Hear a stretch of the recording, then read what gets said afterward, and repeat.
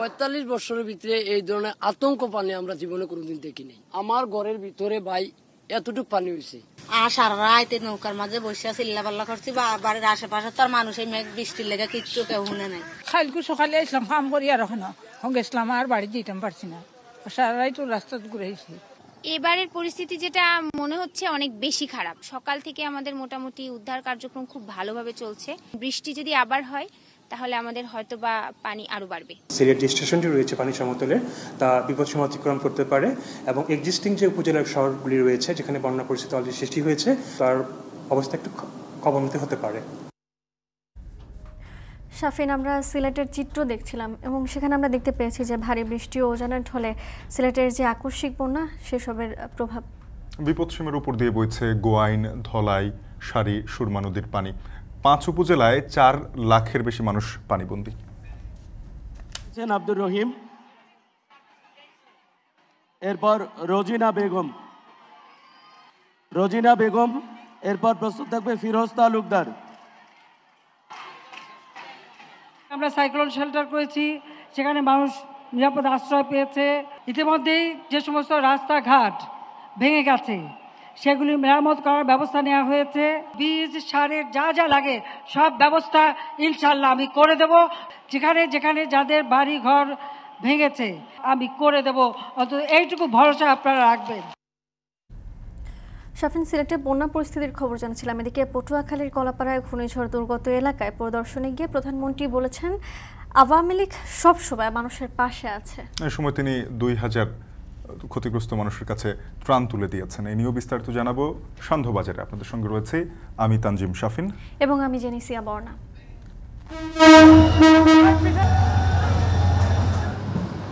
ওরা বাস সিন্ডিকেটের ইন্ধনে স্পেশাল ট্রেনটি বন্ধ করে দিয়েছে।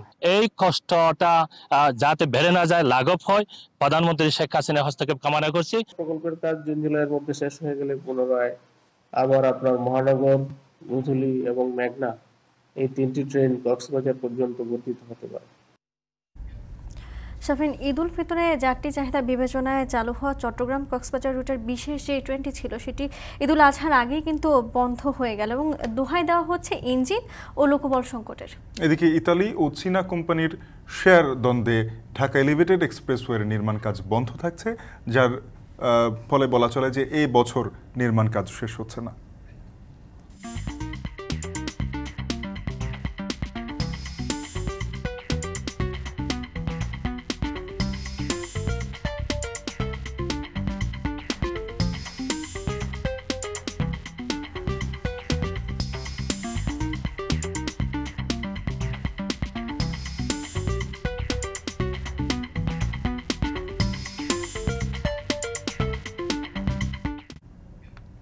সন্ধ্যাবাজারে এ নিয়েও থাকছে বিস্তারিত, তবে শুরুতে জানাতে চাই সিলেট ও সুনামগঞ্জের আকস্মিক বন্যার খবর।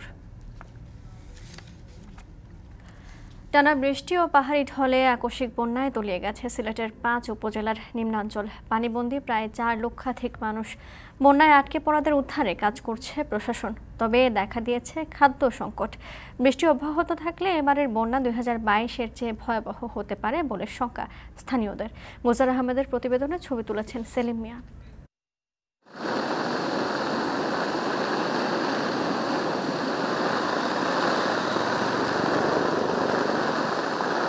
মাত্র 12 ঘন্টার ঝড় বৃষ্টির তুফান, আর তাতেই তছনছ করে দিয়েছে সিলেটের কানাইঘাট, গোয়াইনঘাট এবং জৈন্তাপুর উপজেলার বাসিন্দাদের।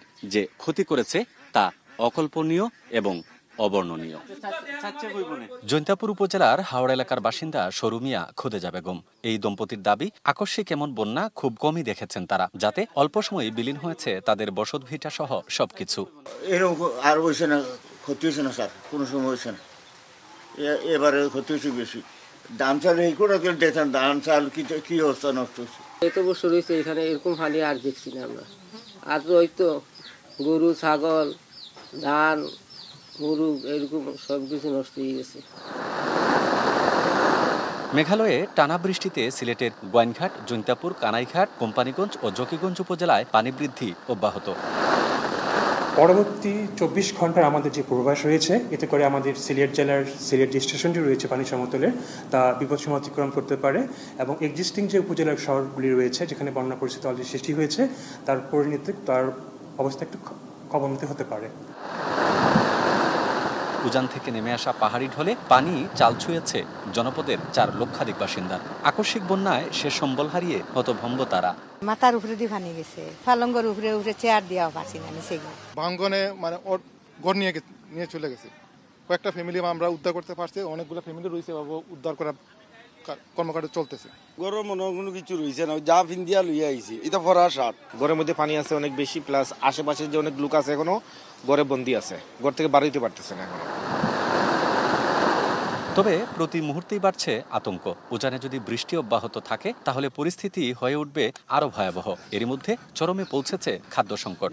কালকে সকালে আসলাম কাম করি আর ওখানে গেছিলাম আর বাড়ি যেতাম পারছি না, সারাই তো রাস্তা ঘুরেছি। কোনটা আর হয়েছে না, ধান চাল ডাইল নুন মরিচ সারা বাসায় এনেছি। খুবই কষ্টে ভাই আমি এই রাস্তায় আশ্রয় নিয়েছি, কিন্তু আমার ঘরে কিচ্ছু নেই, সব চলে গেছে। সারা রাইতে নৌকার মাঝে বসে চিল্লাপাল্লা করছি, বাড়ির আশেপাশে তার মানুষ এই মেঘ বৃষ্টির লেগে কিচ্ছু কেউ শুনে নাই। কোনো সময় এরকম পানি হয়েছে না, উঠলেও গড় উঠছে,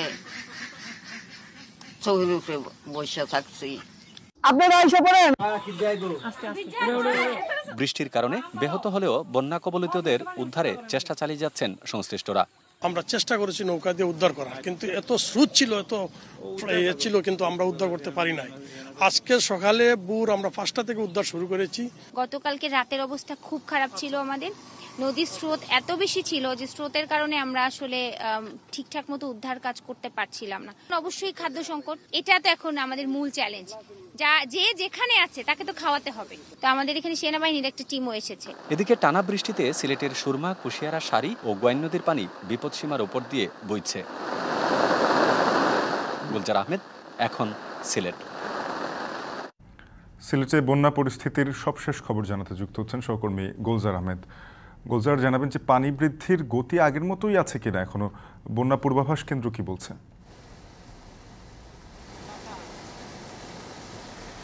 শাফিন, দেখুন এখন সন্ধে 7টা বাজে। সকাল থেকে যে বৃষ্টি শুরু হয়েছিল থেমে থেমে এখনো কিন্তু চলমান রয়েছে। এখন বৃষ্টির সাথে ঝড় ও তুফানও আসলে শুরু হয়েছে।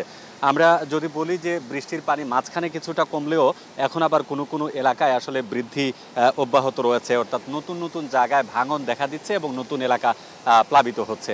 আমরা যে এলাকাটিতে রয়েছি হয়তো বা রাতের বেলা তেমন একটা স্পষ্টভাবে আমরা দেখাতে পারছি না। এখানে একটি বেড়িবাঁধ আছে হরিপুরের, এই বেড়িবাঁধের প্রায় 5টি জায়গায় ভাঙন ধরেছে এবং প্রায় ঘণ্টাব্যাপী এই ভাঙনে ইতিমধ্যে হরিপুরের একটি হাওর প্লাবিত হয়ে গেছে। এই হাওরের অন্যতম একটা বৈশিষ্ট্য ছিল এখানে প্রায় 100 থেকে 150 খামারি, বড় বড় খামার, প্রায় এক একজন 2 কোটি 3 কোটি টাকার মতো তারা মাছ চাষ করতেন। আমি সারা দিন থেকে আসলে বলছিলাম যে এই অঞ্চলে আসলে হেসারি খামার আসলে বেশি মাছের চাষ করা হয়।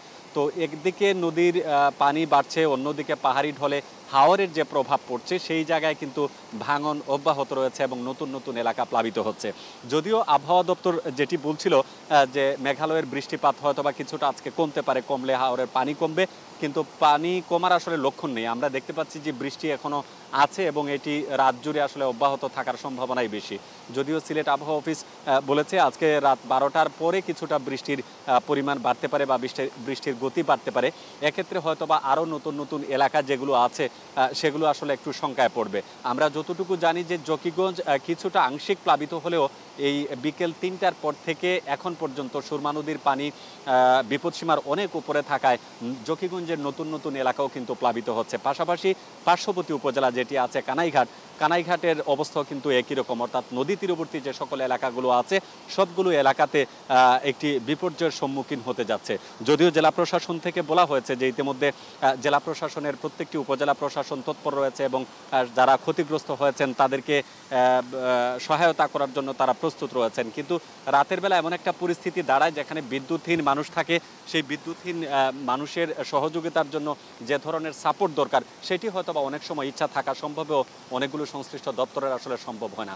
তো সব মিলিয়ে আসলে কেমন যাচ্ছে দিন সেটা পরিবেশ পরিস্থিতি দেখেই বুঝতে পারছেন। হয়তো বা রাত গেলে পরবর্তী সকালে নতুন তথ্য দেয়া যেতে পারে। শাফিন। সহকর্মী গুলজার আহমেদ সিলেট থেকে জানাচ্ছিলেন বন্যা পরিস্থিতির খবর। ঘূর্ণিঝড় রিমালে ক্ষতিগ্রস্ত এলাকায় দ্রুত সংস্কার কাজ শেষ করা হবে বলে জানিয়েছেন প্রধানমন্ত্রী শেখ হাসিনা। দুপুরে পটুয়াখালীতে দুর্গত এলাকা পরিদর্শন ও ত্রাণ বিতরণ করেন প্রধানমন্ত্রী। বলেন, আওয়ামী লীগ সবসময় মানুষের পাশে আছে। এ সময় ক্ষতিগ্রস্তদের দ্রুত কৃষি উপকরণ বিতরণের নির্দেশ দেন সরকার প্রধান। রোববার সন্ধ্যায় উপকূলে আঘাত হানে ঘূর্ণিঝড় রিমেল। টানা দুদিনের তাণ্ডবে বিলীন হয়ে যায় ঘরবাড়ি, প্লাবিত হয় গ্রামের পর গ্রাম। ক্ষতিগ্রস্ত কৃষিক্ষেত, খামার, ব্যবসা প্রতিষ্ঠান, সড়কপথ সবকিছু হারিয়ে অসহায় দক্ষিণাঞ্চলের লাখো মানুষ। প্রবল ঘূর্ণিঝড়ে অন্যতম ক্ষতিগ্রস্ত জেলা পটুয়াখালী। এ জেলায় প্লাবিত হয়েছে ৯,০০০ পুকুর, হাজারো ঘের। বেড়িবাঁধ ভেঙে বিধ্বস্ত হয়েছে কয়েক হাজার ঘরবাড়ি। শেখ হাসিনার দুই নয়ন। বৃহস্পতিবার ক্ষতিগ্রস্ত এসব এলাকা পরিদর্শন করেন সরকার প্রধান। হেলিকপ্টার যোগে ঢাকার তেজগাঁও বিমানবন্দর থেকে বেলা ১১টার দিকে রওনা দেন প্রধানমন্ত্রী। দুপুর 12:30টার দিকে পৌঁছান পটুয়াখালীর কলাপাড়ার মাঝারউদ্দিন কলেজ মাঠে, যেখানে তীব্র গরম উপেক্ষা করে সকাল থেকেই অপেক্ষায় ক্ষতিগ্রস্ত অসহায় উপকূলবাসী। এ সময় ক্ষতিগ্রস্তদের মাঝে ত্রাণ সামগ্রী বিতরণ করেন প্রধানমন্ত্রী। প্রধানমন্ত্রী বলেন, ঘূর্ণিঝড়ের প্রভাবে ঝুঁকিপূর্ণ রাস্তাঘাট ও বাঁধ শিগগিরই মেরামত করে দেওয়া হবে। ক্ষতিগ্রস্তদের পাশে থাকবে সরকার। যে আমাদের দেশে এই বন্যা, ঝড়, জলোচ্ছ্বাস এটা প্রকৃতির নিয়মে আসে, কিন্তু মানুষের জীবন মান বাঁচানো সেটাই হচ্ছে সব থেকে বড় কথা।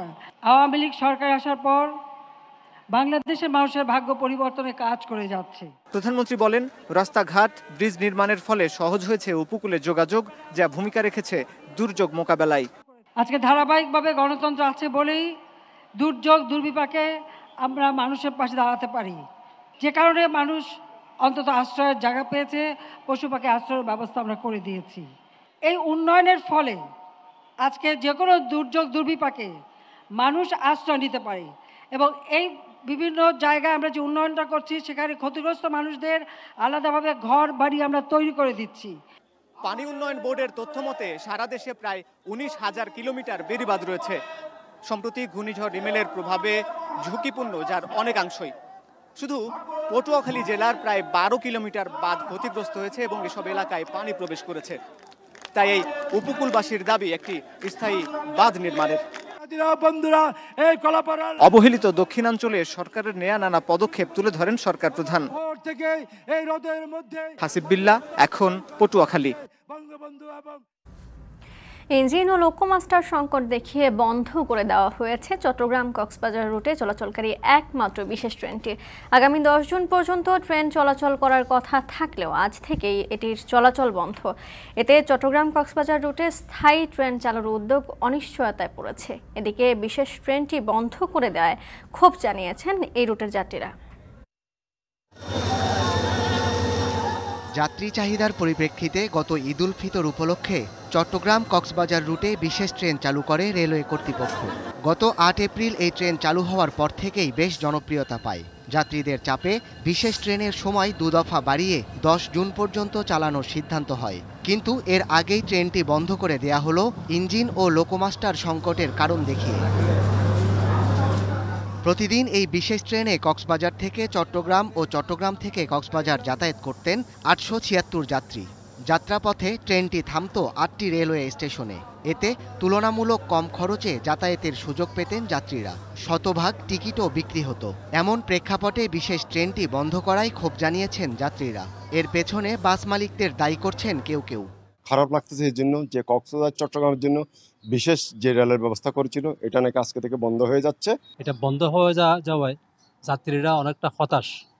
আমরা মনে করি এটা কোনো বাস সিন্ডিকেটের ইন্ধনে অতি তাড়াতাড়ি শেষ করে আমাদের ট্রেনগুলো চালু করেন, যাতে আমরা নির্বিঘ্নে আমরা এখানে চলাচল করতে পারি আর কি। আতাতকারী একটি গোষ্ঠীর সাথে এটা সম্পর্ক করে আতাত করে এটা যোগাযোগটা বন্ধ করে দেওয়া হয়েছে।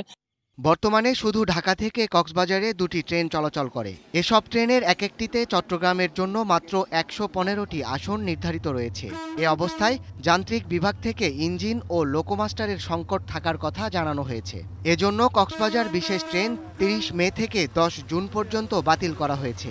তবে 12 জুন থেকে আবারও বিশেষ ট্রেন চালুর পরিকল্পনার কথা বলছে কর্তৃপক্ষ। প্রকল্পের কাজ চলমান থাকায় যে কারণে এখানে কক্সবাজার পর্যন্ত এখনো বর্ধিত হচ্ছে না। হয়তোবা আপনার প্রকল্পের কাজ জুন জুলাইয়ের মধ্যে শেষ হয়ে গেলে পুনরায় আবার আপনার মহানগর, মধুলি এবং মেঘনা এই 3টি ট্রেন কক্সবাজার পর্যন্ত বর্ধিত হতে পারে। গত বছরের 11 নভেম্বর চট্টগ্রাম কক্সবাজার রেলপথ উদ্বোধন করেন প্রধানমন্ত্রী শেখ হাসিনা। এরপর 1 ডিসেম্বর থেকে বাণিজ্যিকভাবে ঢাকা কক্সবাজার ট্রেন চলাচল শুরু হয়। এখন কক্সবাজার। ইতালথাই ও চীনা সিনো হাইড্রো কোম্পানির শেয়ার হস্তান্তর দ্বন্দ্বে থেমে গেছে এক্সপ্রেসওয়ের গতি।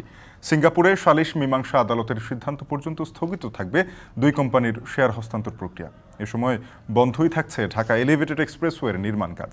বিস্তারিত জাহিদ হাসানের প্রতিবেদনে। কথা ছিল চলতি বছরেই শেষ হবে সরকারের অগ্রাধিকারের মেগা প্রকল্প ঢাকা এলিভেটেড এক্সপ্রেসওয়ে নির্মাণ কাজ। রাজধানীর যানজট নিরসনে নেয়া এই উড়াল সড়কের কাজও চলছিল দ্রুত গতিতে, কিন্তু হঠাৎ করে 3টি ঠিকাদারি প্রতিষ্ঠানের দ্বন্দ্বে থেমে যায় এক্সপ্রেসওয়ের নির্মাণ কাজ। যদিও গত বছরের 2 সেপ্টেম্বর বিমানবন্দর থেকে ফার্মগেট পর্যন্ত 11.5 কিলোমিটার পথ চালু করা হয়, আর এবছরের জুনের মধ্যে তেজগাঁও থেকে কুতুবখালী পর্যন্ত চালু করার পরিকল্পনা রয়েছে।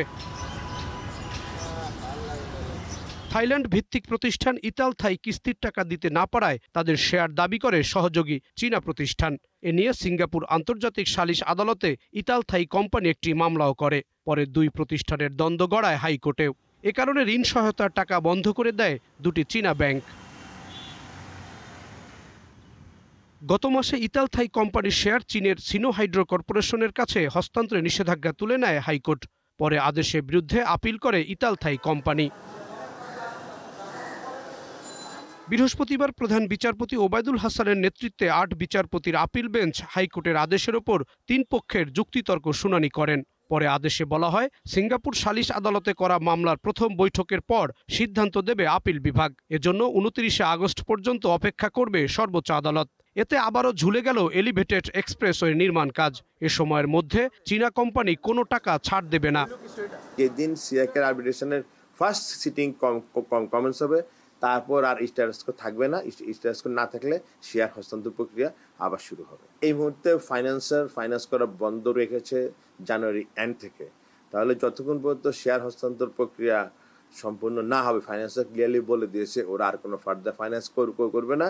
যেহেতু ফার্দার ফাইন্যান্স করবে না, তার প্রেক্ষিতে আর কাজ অতি সহসায় শুরু হওয়ার কোনো সম্ভাবনা নাই।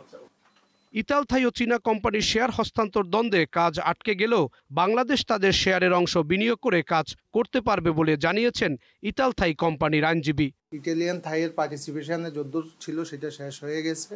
ল্যান্ডিং কোম্পানির ফেসিলিটি এগ্রিমেন্ট অনুসারে তারা স্টেপ নেবে, প্লাস আদার ফাইন্যান্সিয়াল যারা এগ্রি করে তাদের সাথে ইটালিয়ান থাইয়ের কমিউনিকেশনও হয়েছে। সেসব বিষয়ে কিছু প্রগ্রেস আছে। সুতরাং কাজ বন্ধ হয়ে যাবে এটা বলার কোনো সুযোগ নেই। চুক্তি অনুযায়ী প্রকল্পের নির্মাণ ব্যয়ের 73% অর্থের যোগান দেবে বিনিয়োগকারী প্রতিষ্ঠান, আর বাংলাদেশ দেবে 27%।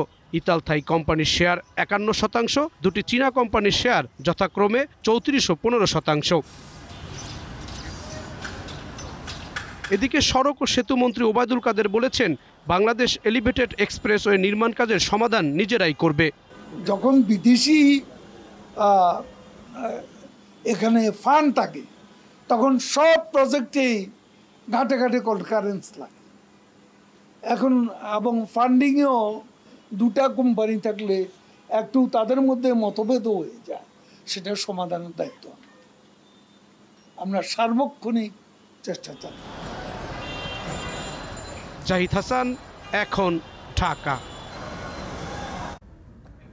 ঠিকাদারের প্রতিষ্ঠান থেকে থার্ড টার্মিনাল বুঝে নিতে দেরি হলেও চলতি বছরের শেষের দিকেই অপারেশনে আসতে চায় সিভিল এভিয়েশন।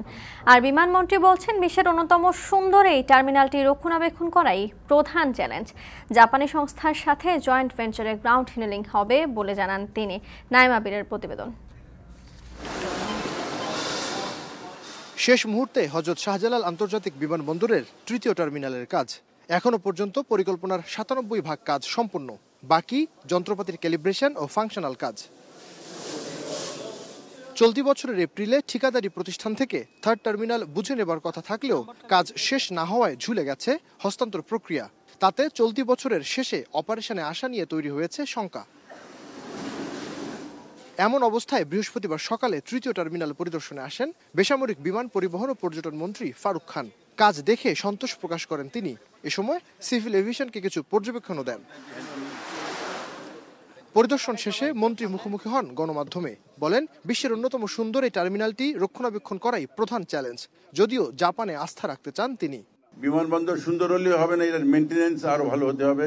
শুধুমাত্র ফ্লোর মেনটেন্যান্স না, উপরেও মেনটেন করতে হবে এবং এই কথা আমি ইতিমধ্যে বলেছি। এবং যেহেতু জাপানিরা এটাকে মেনটেন করবে, তারা স্বীকার করেছে হ্যাঁ তারা মেনটেন্যান্সের ব্যবস্থা করবে।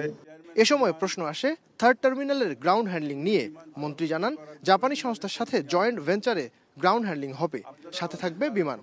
ইতিমধ্যে আমরা সিদ্ধান্ত নিয়েছি এই এয়ারপোর্টে জাপানের কোনো একটা লাগেজ হ্যান্ডলারের সঙ্গে আমাদের জয়েন্ট ভেঞ্চার হবে। কার সাথে? আমাদের বাংলাদেশ বিমানের জয়েন্ট ভেঞ্চারটা করতে চায়। সুতরাং আমরা আশা করি জয়েন্ট ভেঞ্চার হলে আমাদের লাগেজ হ্যান্ডলিং আরো উন্নত হবে। ঠিকাদারি প্রতিষ্ঠান থেকে সঠিক সময়ে টার্মিনাল বুঝে না পেলেও অক্টোবরে অপারেশন শুরুর ব্যাপারে আশাবাদী বেবিচক চেয়ারম্যান। আমাদের তো ইচ্ছা ছিল এই বছরই করা, কিন্তু ওদের কাছ থেকে তো আমরা রেসপন্স ওইভাবে পাচ্ছি না। তারা এখানে জেলে আছে, জেলের কারণে হচ্ছে ইনশাল্লাহ হয়ে যাবে, এই আমরা অক্টোবরে রেডি হয়ে যাব। এ সময় মন্ত্রী ঢাকা নিউ ইয়র্ক রুটে ফ্লাইট চলাচলের অনুমোদন শীঘ্রই পাবেন বলে আশাবাদ ব্যক্ত করেন। গেল বছরের অক্টোবরে প্রধানমন্ত্রী শেখ হাসিনা আংশিক উদ্বোধন করেছিল হযরত শাহজালাল আন্তর্জাতিক বিমানবন্দরের এই তৃতীয় টার্মিনালের। সে সময় কাজ শেষ হয়েছিল 90%। তার ঠিক 7 মাসে এই টার্মিনালের কাজ এগিয়েছে আরও 7%। যদিও এখনো পর্যন্ত বাকি রয়েছে ক্যালিব্রেশন এবং ফাংশনাল বিভিন্ন কাজ। আর সে কারণেই নির্ধারিত সময়ে ঠিকাদারি প্রতিষ্ঠান থেকে এই টার্মিনাল বুঝে নিতে পারেনি সিভিল এভিয়েশন। যদিও বেবিচক আশাবাদী চলতি বছরের ডিসেম্বরে খুলে দেওয়া হবে এই টার্মিনাল। নাইম আবির, এখন হযরত শাহজালাল আন্তর্জাতিক বিমানবন্দর, ঢাকা। বছর বছর বাড়ছে পানির দাম, কিন্তু মিটছে না চাহিদা। মূল্যস্ফীতির কারণে দাম সমন্বয়ের কথা বললেও ওয়াসার দাবি মানতে নারাজ গ্রাহকরা।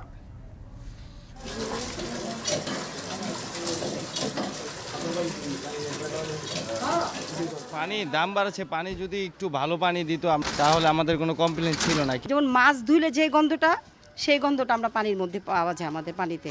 পানি আমাদের ভালো পানি দিতেছে না, গোলা পানি, লাল পানি, আয়রনযুক্ত পানি। ওই পানিটা দিয়ে গোসল করার ফলে আমাদের শরীরে অনেক র্যাশ উঠছে। ব্যয় মেটাতে গিয়েই কিন্তু এখন আমাদের এই যে বারবার দাম বাড়ানো, এখানে আমাদের পানি এবং সুয়েরেজ দুই জায়গাতেই কিন্তু ওয়াসার যে আমরা যদি সাফল্য সেটা যেখানে নাই, অথচ আমরা দেখছি বারবার তারা এই ব্যয়টা বাড়াচ্ছে। এ নিয়ে কিছুক্ষণ পরে থাকছে প্রতিবেদন, তবে এই মুহূর্তে নিচ্ছি বিরতি। ফিরে আসছি একটু পর, সঙ্গে থাকুন।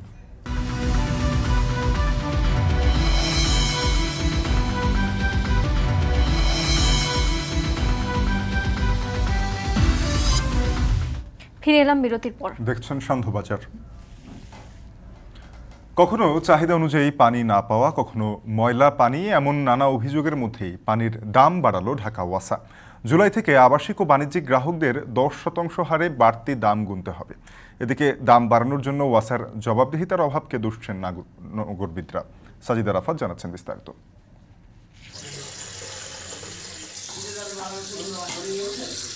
গোসল, খাওয়া থেকে শুরু করে রান্না, সবকিছুর জন্য চাই নিরাপদ পানি। তবে নগরবাসীর পানির চাহিদা মিটছে কি? জুরাইনের এই পরিবারের কথাই ধরা যাক। দৈনন্দিন কাজে ওয়াসার যে পানি ব্যবহার করেন তা ময়লা, দুর্গন্ধে ভরা, পানের অযোগ্য। তবুও মাস শেষে বিল গুনতে হয় ঠিকই। বিল দিব কোথা থেকে? পানি তো পাই না, আমরা বিল কোথা থেকে দিব? পানি অযোগ্য ব্যবহার করার জন্য, কিন্তু অতি কষ্টে আমরা ব্যবহার করি নিরুপায় হয়ে। এই এলাকার অনেক বাড়িতেই নিত্যদিনের ধোয়া মোছার কাজ ময়লা পানি দিয়েই করতে হয়, যা স্বাস্থ্যের জন্য মারাত্মক ক্ষতির কারণ। তার উপর ওয়াসার নতুন করে দাম বাড়ানোর খবর যেন মরার ওপর খাড়ার ঘা। বিদ্যুৎ আমার হয়তো বা গরম লাগলে আমি ফ্যানটা বন্ধ করে দিতে পারবো, কিন্তু আমি এক বালতির জায়গায় আমার 2 বালতি পানি অবশ্যই লাগবে। যদি পানির বিলটা বাড়ায় দেয়, এটা আমার জন্য খুব কষ্টকর হয়ে দাঁড়াবে। বাড়িওয়ালারা বলবো আমাদের ওয়াসার পানি বিল বাড়াইছে, তোমরা পানি বেশি খরচ করো, তাই আমাদের ঘর ভাড়া বাড়তি দিতে হবে, পানির বিল বাড়তি দিতে হয়। আমরা কিভাবে সরকারকে জানাবো যে আমাদের পানির অবস্থা ভালো না, কিন্তু আপনাদের কাছে দাম বেড়ে যাচ্ছে। মুদ্রাস্ফীতি সমন্বয়ের লক্ষ্যে আবারও পানির দাম বাড়ানোর ঘোষণা দিয়েছে ঢাকা ওয়াসা। নগরীর আবাসিক এবং বাণিজ্যিক সংযোগে আগামী জুলাই থেকে 10% হারে পানির দাম বৃদ্ধি পেতে যাচ্ছে। নগরবাসী বলছে, ঢাকা ওয়াসা আবাসিক সংযোগে যে পানি সরবরাহ করে থাকে তা অনেক সময় খাওয়ার অনুপযোগী, আর তাই ঢাকা ওয়াসার এসব বুথ থেকে বাড়তি পয়সা খরচ করে সুপেয় পানি সংগ্রহ করে থাকেন অনেকেই। তারা বলছেন, একদিকে আবাসিক ভবনের পানির দাম বৃদ্ধি, অন্যদিকে বাড়তি পয়সা খরচ করে এসব সুপেয় পানি কেনা, এই দুইয়ের চাপে চিড়েচ্যাপ্টা অবস্থা। বুধবার পানির দাম 10% বাড়ানোর ঘোষণা দিয়ে গণবিজ্ঞপ্তি আকারে প্রকাশ করে ওয়াসা। ওয়াসা আইন 1996-এর 22 ধারা অনুযায়ী 1 জুলাই থেকে আবাসিক গ্রাহকদের প্রতি 1000 লিটার পানি ব্যবহারের জন্য গুনতে হবে 16 টাকা 70 পয়সা, যা বর্তমানে আছে 15 টাকা 18 পয়সা। অন্যদিকে বাণিজ্যিক গ্রাহকদের জন্য একই পরিমাণ পানির দাম নির্ধারণ করা হয়েছে 46 টাকা 20 পয়সা, যার বর্তমান মূল্য 42 টাকা। পানির এই মূল্যবৃদ্ধিকে অযৌক্তিক বলছেন নগরবাসী। আমাদের ট্যাক্স খাজনা ভ্যাট সবই নিতেছে, পানি আমাদের ভালো পানি দিতেছে না, গোলা পানি, লাল পানি, আয়রনযুক্ত পানি। গোসলের আমরা যে পানিটা দিয়ে করি, ওই পানিটা দিয়ে গোসল করার ফলে আমাদের শরীরে অনেক র্যাশ উঠছে। লাইনের পানি ভালো না, এখন যদি বাড়ে তারপর যদি পানি ভালো না হয় তাহলে তো কিনা খাইতেই হবে নাকি।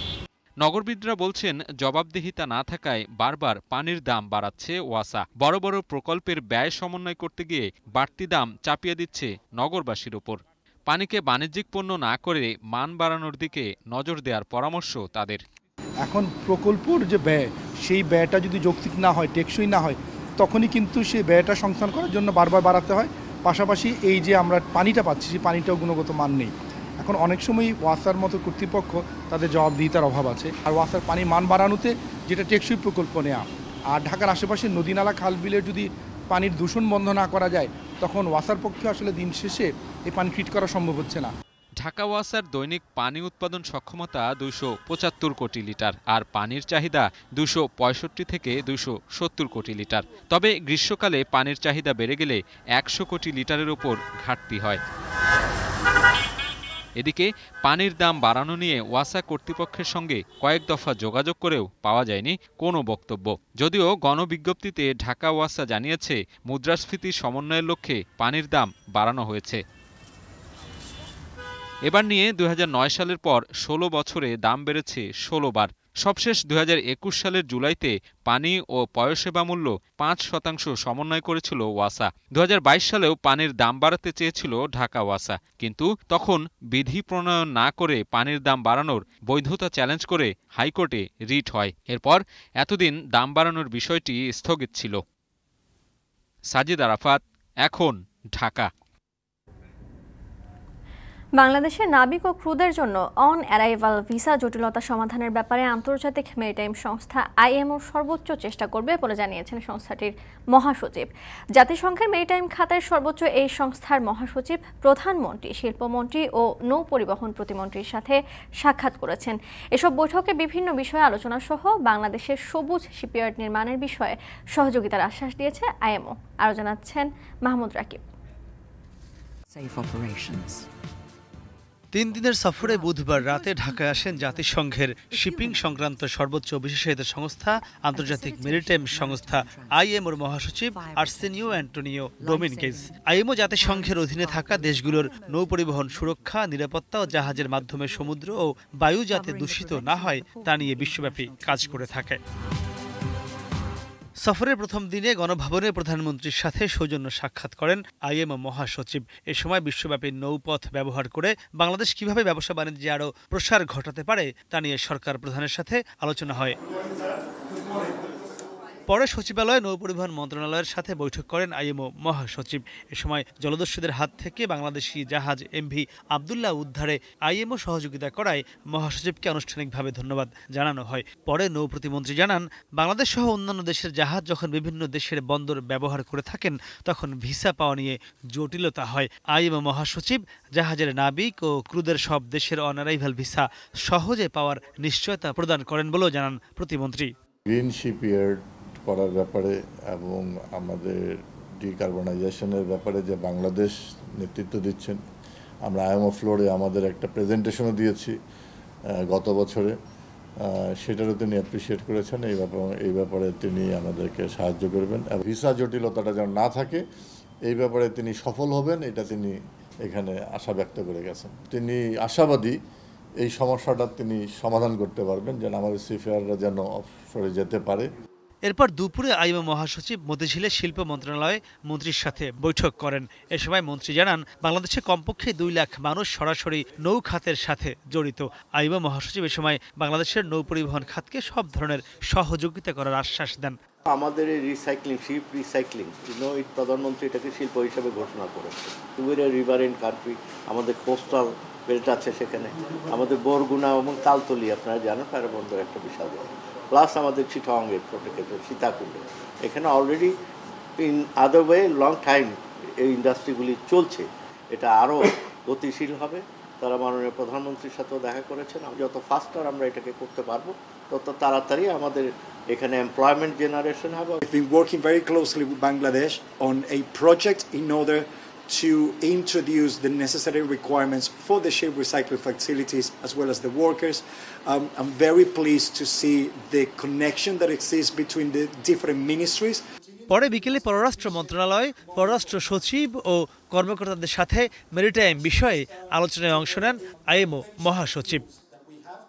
3 দিনের সফরে আইএমও মহাসচিব সমুদ্র পরিবহন অধিদপ্তর, চট্টগ্রাম বন্দর, মাতারবাড়ি গভীর সমুদ্র বন্দর, মহেশখালী এলএনজি টার্মিনাল ও মেরিন একাডেমি সহ নৌ পরিবহন খাতের বিভিন্ন জায়গা ঘুরে দেখার কথা রয়েছে। মাহমুদ রাকিব, এখন, ঢাকা। সন্ধ্যাবাজারে নিচ্ছে আরো একটা বিরতি, ফিরছে একটু পর, সাথেই থাকুন।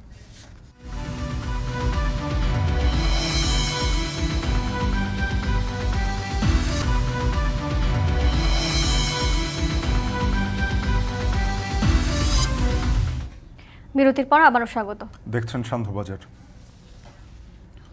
কৃষিতে প্রযুক্তি ব্যবহারে প্রায় 30% ফসল উৎপাদন বাড়ানো সম্ভব। এতে কৃষকের আয় বাড়বে, সঙ্গে সাশ্রয় হবে সময়ের, কমবে খরচ। বাণিজ্য প্রতিমন্ত্রী বলেন, প্রযুক্তি হতে হবে কৃষি বান্ধব, এতেই মিলবে সফলতা। আরও জানাচ্ছেন নাজমুস সাকিব। গতানুগতিক পদ্ধতিতে 1 একর জমির ধান কাটা, মাড়াই, পরিষ্কার ও বস্তা প্যাকেটের কাজে ৮,৩৩৮ টাকা যেখানে খরচ হয়, সেখানে একটি মিনি কম্বাইন হারভেস্টার যন্ত্রের মাধ্যমে ৩,৯৪২ টাকায় এসব কাজ করা সম্ভব। অন্যদিকে একটি মিনি রিপার মেশিন দিয়ে ঘন্টায় 30 থেকে 50% ধান এবং 45 থেকে 60% জমির গম কাটা যায়। যন্ত্র দিয়ে ফসল কাটতে প্রতি একরে শ্রমিক লাগে 1 জন, আর গতানুগতিক পদ্ধতিতে ফসল কাটতে শ্রমিক লাগে 8 জন। এক্ষেত্রে সময় সাশ্রয় হয় 87%, এমন তথ্য দিচ্ছে কৃষি সম্প্রসারণ অধিদপ্তর। এছাড়া কৃষি খাতে আইওটি ডিভাইস ও এআই প্রযুক্তির মাধ্যমে মাটি ও আবহাওয়ার তাৎক্ষণিক অবস্থা সম্পর্কে জেনে ফসলের উৎপাদন প্রায় 20 থেকে 30% বৃদ্ধি সম্ভব। এতে কৃষকের উৎপাদন খরচ 20% কমিয়ে 30 থেকে 40% আয় বাড়বে। তবুও দেশের অধিকাংশ এলাকায় চাষাবাদ চলছে সনাতনী পদ্ধতিতে। এমন আলোচনা উঠে আসে ডিসিসিআইয়ের কৃষি খাতে প্রযুক্তির ব্যবহার বিষয়ক সেমিনারে। উদ্ভাবনী প্রতিষ্ঠানগুলো বলছে, কৃষকরা এখন আগ্রহ হারিয়ে ফেলছে মূলত কৃষিতে উৎপাদন কিংবা ন্যায্য দাম না পাওয়ায়। তাই কৃষিখাতকে প্রযুক্তিতে অন্তর্ভুক্ত করতে হবে। সরকার ও বেসরকারি খাতকে এই উদ্যোগে এগিয়ে আসার আহ্বান প্রযুক্তি প্রতিষ্ঠানগুলোর।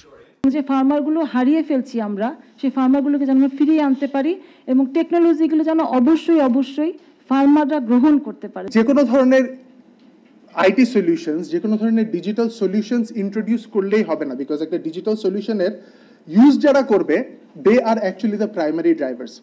কৃষকের প্রয়োজন অনুযায়ী প্রযুক্তি উদ্ভাবনের তাগিদ দেন বাণিজ্য প্রতিমন্ত্রী। তার কর্মপদ্ধতিটাকে যদি আপনি অটোমেট না করে আপনার কর্মপদ্ধতি তাকে দেন, সে এটা অ্যাডপ্ট করবে না, বিকজ হি ডোন্ট থিঙ্ক যে হি নিড ইউ। তারা শত শত বছর ধরে কাজ করে তারা ফলসল ফলায় তারা সাকসেসফুল। এখন তাদের এই স্মার্টনেসটাকে আপনার টেকনোলজি দিয়ে কিভাবে শার্প করতে পারবেন, এটাই মনোনিবেশ করতে হবে। কেবল কৃষি উপকরণ নয়, কৃষি বান্ধব অর্থনীতির জন্য তথ্য হালনাগাদ, সহজ শর্তের ঋণ আর সারে ভর্তুকি জরুরি বলে মনে করেন সেমিনারে অংশ নেয়া অংশীজনেরা। প্রসেসিং যেটা, প্রিজার্ভেশন যেটা, এইটার ইনভেস্টমেন্ট দরকার, এটার জন্য টেকনোলজি দরকার। 2 কোটি কৃষকের কাছে যদি আপনি একটা ডাইরেক্ট সাবসিডি দিতে চান, আপনি এটা 5 মিনিটের মধ্যে বিকাশ কিংবা নগদের থ্রুতে পারবেন করতে। 5 মিনিটে 2 কোটি লোকের কাছে টাকা পৌঁছে যাবে। আমাদের এগ্রিকালচারের রুরাল ফাইন্যান্সিংয়ের জন্য রুরাল ব্রাঞ্চ কম, তবে সেক্ষেত্রে আমরা এজেন্ট ব্যাংকিং বা সাব ব্রাঞ্চগুলোকে উদ্বুদ্ধ করতে দিতে পারে। এবং গত বছরে আমরা শুধু ব্যাংক নিজস্ব নেটওয়ার্ক দিত আগে দিত 30%, এখন 50% বৃদ্ধি করেছে। এই ক্ষেত্রে আরো নতুন নতুন উদ্ভাবনের প্রয়োজন আছে এবং কৃষি ক্ষেত্রটাকে আসলে সার্কুলার ইকোনমিতে নিয়ে আসতে হবে। বিশ্বের ক্রমবর্ধমান জনসংখ্যার জন্য স্মার্ট ফার্মিং এর গুরুত্ব দিন দিন বাড়ছে, আর বাংলাদেশকেও এটির সঙ্গে খাপ খাওয়াতে হবে, এমনটাই উঠে আসে সেমিনারে।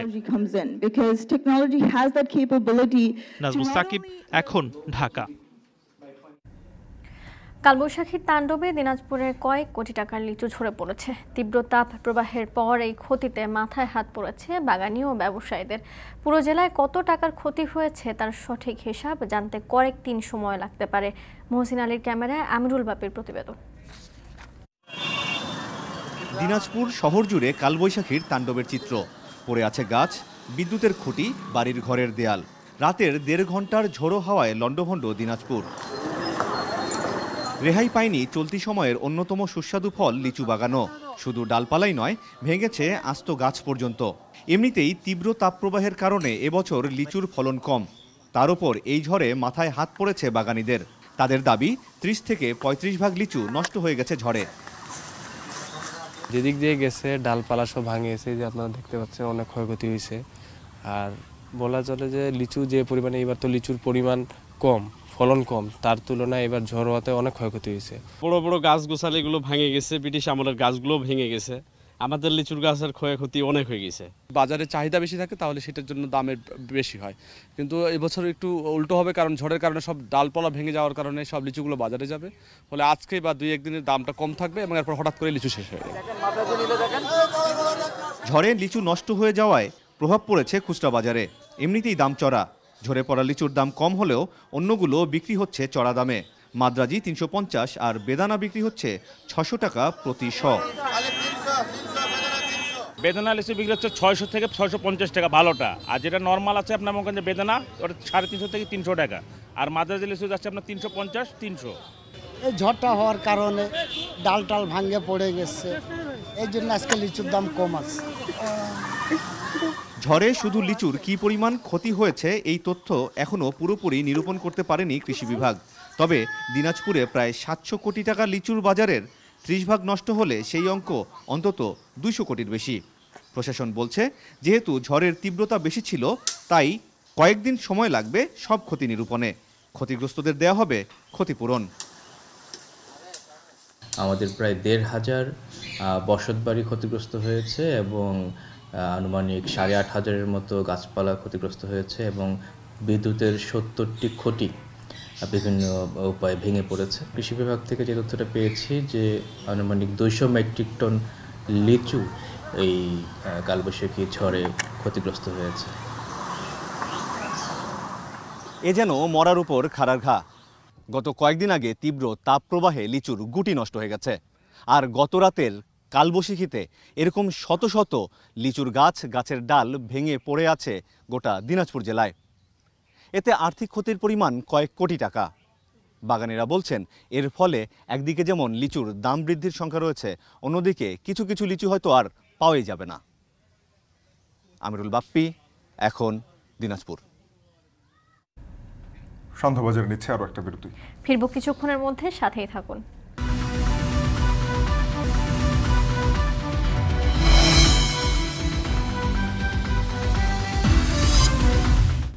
ফিরে এলাম বিরতির পর। দেখছেন সন্ধ্যাবাজার। 55 বছরের ইতিহাসে প্রথমবারের মতো ধর্মঘটের ডাক দিয়েছে স্যামসাং ইলেকট্রনিক্স ইউনিয়ন। বেতন বৃদ্ধি ও বোনাসের দাবিতে আগামী 7 জুন কাজ বন্ধ রাখার ঘোষণা দেন প্রায় 28,000 কর্মী। এতে বৈশ্বিক ইলেকট্রনিক্স পণ্যের দাম বাড়ার আশঙ্কা করছেন বিশ্লেষকরা। বিস্তারিত জানাচ্ছেন তানভীর জনি। প্রযুক্তি জায়ান্ট কোম্পানিগুলোর মধ্যে অন্যতম জনপ্রিয় স্যামসাং ইলেকট্রনিক্স। 1969 সালের 13 জানুয়ারি দক্ষিণ কোরিয়ায় প্রতিষ্ঠিত হয় এই company. Memory chip, smartphone, television ও কম্পিউটার হার্ডওয়্যার তৈরির বিশ্বের বৃহত্তম নির্মাতা প্রতিষ্ঠান এটি।